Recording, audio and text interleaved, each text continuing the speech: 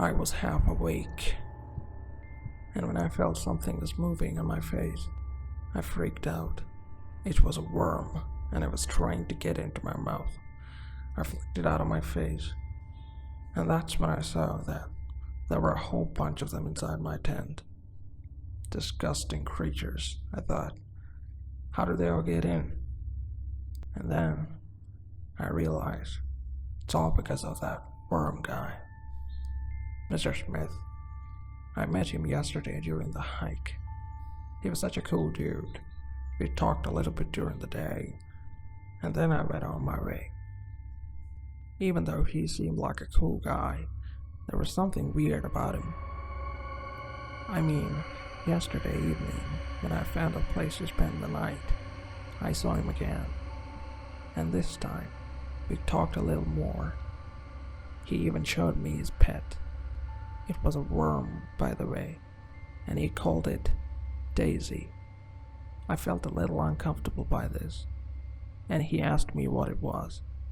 I could have lied, but I was dumb enough to say that I was afraid of worms.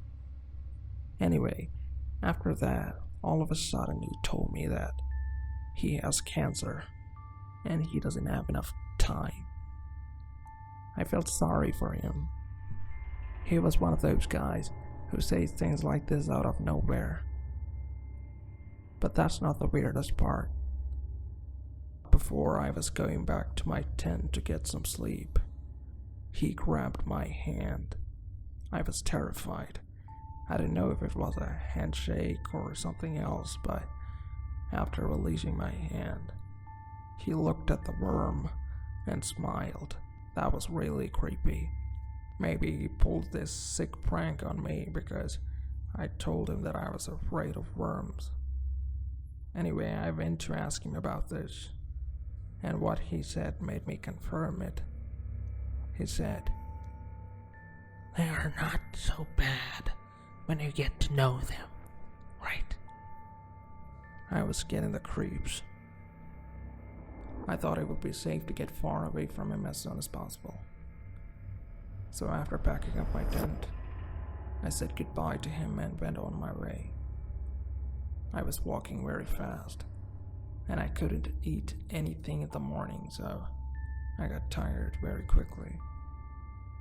But it was worth it. I was so far away from that guy. So after a long hike, I decided to stop by a tree to drink some water. But when I started drinking, what came into my mouth first wasn't water. It was worms. I almost puked when I saw the worms inside my bottle. And I was standing in a high ground area. I fell down. A fall from that height should have killed me, but it didn't. Even though some of my bones were broken, I was pretty much alive. And it hurt like hell whenever I tried to move. So I screamed for help. I thought, somebody will hear it. But I didn't have much energy left in me, and there was no one there. I thought I was going to die there, alone, until I heard someone's footsteps. It was a man. He said he'll help me.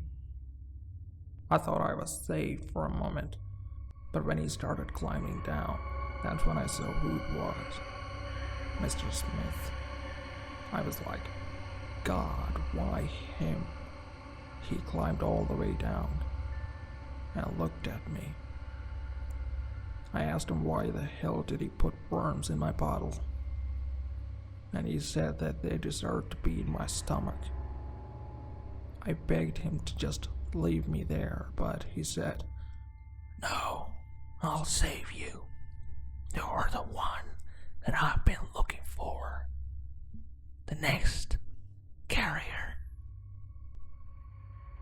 I didn't have any energy left in me, but I still tried to scream. And then he took his knife. I didn't know what he was going to do until he took off his shirt. What I saw made me puke all over. There were a lot of worms, and a large one was moving inside his body. I couldn't believe my eyes.